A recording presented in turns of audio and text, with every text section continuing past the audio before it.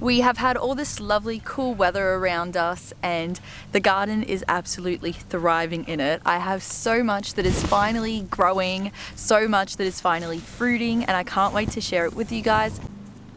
I absolutely love autumn time in the garden because the bugs are much milder, you're not fighting them as often, and so things do get a chance to grow a lot better. Autumn time is also really great because you don't get scorching hot sun on you as you're trying to do jobs, so it really is pleasant and probably my favourite time to garden so far. I think I've already shared that my tomatoes are starting to grow.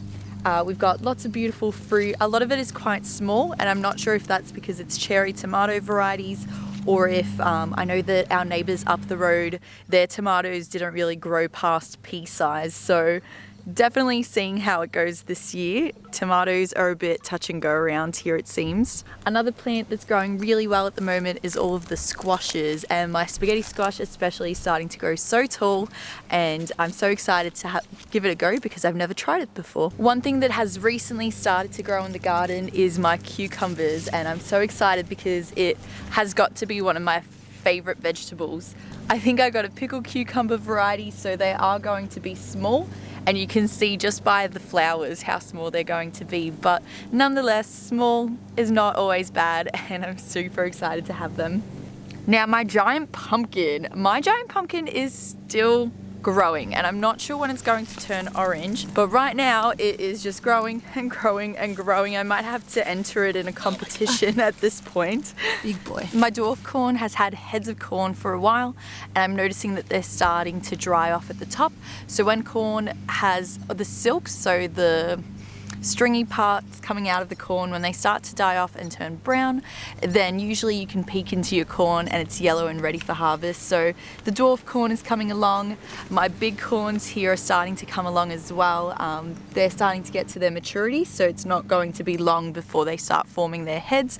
And then, as you know, I successionally planted my corn, so there is the third bed here that will also start to go to maturity soon enough. One of the great pleasures in my garden at the moment is all of the beautiful flowers. Mainly they're cosmos flowers, but one of the new flowers that has started growing in the garden is actually on the ginger plant. And quite honestly, I didn't even realize ginger had flowers, but I'm very surprised. But I'm very pleasantly surprised. This pumpkin is still mainly leaves. Looks like some flowers are wanting to form, but aren't really. Sheep are doing really well getting the grass down. They just about have finished with the paddock that we have given them.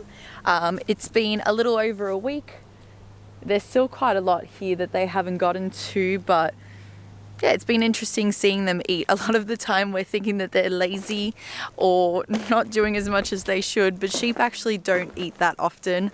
They're only supposed to graze for about 6 to 8 hours, which isn't a lot. So I think just the fact that we can see them out of our window gives us an unrealistic expectation on how much they should be eating, but they're doing well. Something I did want to share about this garden is what I'm doing now that the beans are starting to be retired, and you might notice that some of my pumpkins are starting to yellow. So when they start yellowing like this, it usually means that they're running out of nutrients, especially because there's so many competing plants here. Now that the pumpkins need the most nutrients they can, I'm actually choosing certain bean plants and breaking them so that they stop growing beans, but they leave all of their roots in the ground. Most of the roots will have rhizomes on the end of them, which are going to feed nitrogen directly back into the soil, which is going to support these pumpkins in their growth. And that's why beans and pumpkins are great companion plants. But a lot of the time people make the mistake of planting beans along with other plants thinking that they'll be repairing the soil while they're fruiting, but that's not the case. When the beans are actually producing fruit, which is the beans, they are using nitrogen up. So you've got to be really careful when you plant them side by side. If you want the beans to be fixing the nitrogen in the soil, then it has to be at the end of their life. My sweet potato is finally starting to vine, which is super exciting to see. Chickens love being up here, and I don't mind because they're essentially weeding the garden for me and adding nitrogen into here. Beautiful flowers to encourage pollinators.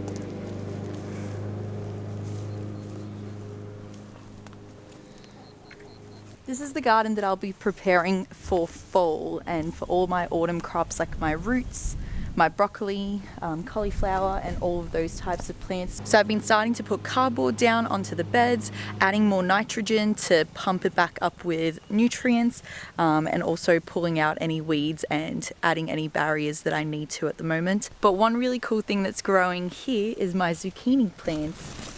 I actually just harvested one and I don't think the others will be far off either. My green bean wall is finally starting to grow with some of my green beans ready to go.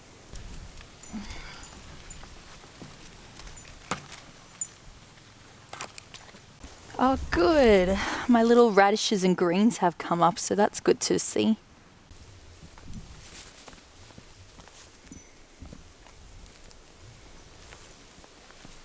This tomato garden's been going really well as well. I've been doing my best to prune off any dead leaves so that the tomato plant is putting all of its energy into its fruit and all of its new growth rather than keeping these things alive. Something that's growing really well this year that hasn't in the past is basil. Some of the green basil has come up, but mainly it's the purple basil really thriving.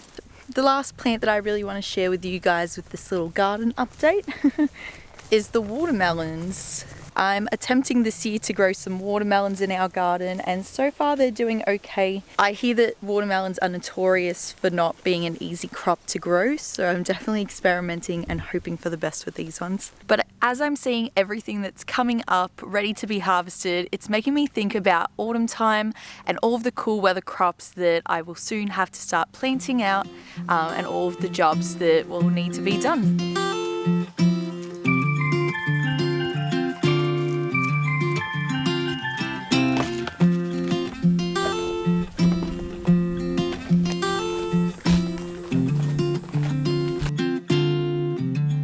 This will be the first time that I'm going to plant enough root vegetables for the year, I hope. I guess we're going to see how many it takes to feed us all year.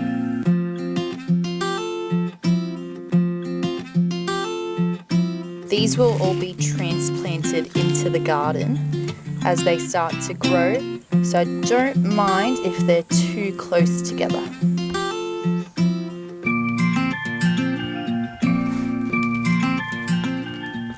Alright, I've decided that I'm going to plant all the onions now, and then as far as these seeds go, because I don't want to be overwhelmed with any type of vegetable, when this sprouts, I'll do the next one. When this sprouts, I'll do the next one, and so on until we've got them all planted out.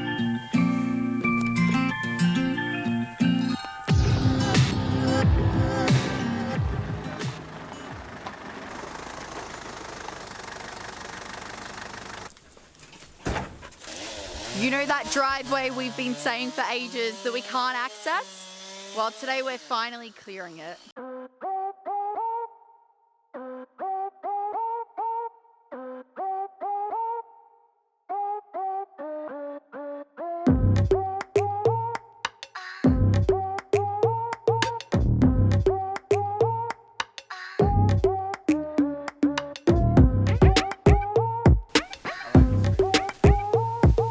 There is so much more light here now, isn't there? Yeah, so much more light. It's good because we'll be able to selectively leave trees to keep it a shaded place. So some of the bigger logs are going to be used to line the garden beds in the Three Sisters garden. The leaves we're hopefully going to mulch them in the next few weeks and use them on our garden beds as well. You know how I told you guys we were super busy this festive season and December and January are going to be crazy? Well, I wasn't kidding. We literally have not stopped since before Christmas with family, with friends, and I'm now heading back to Victoria for another couple of days for another little family trip, and then it's officially back to school times.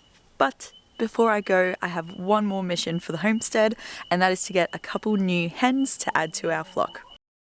Now, the reason I'm setting up a little fence here for the new hens is so that the old flock can get used to the new flock without too much competition as far as food and water goes, and also just helps them to ease into the group instead of just being overwhelmed.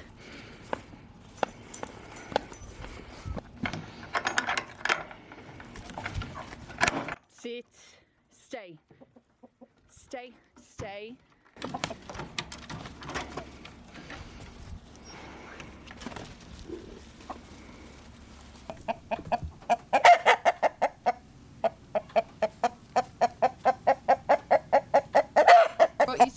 girls. Excited. We have arrived, all safe and sound, so let me introduce you to the new ladies. Come on, darlings.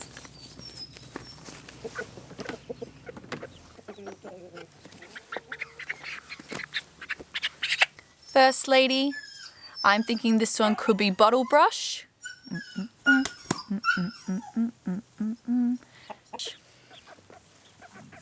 And the next lady, I'm thinking of calling her Banksia.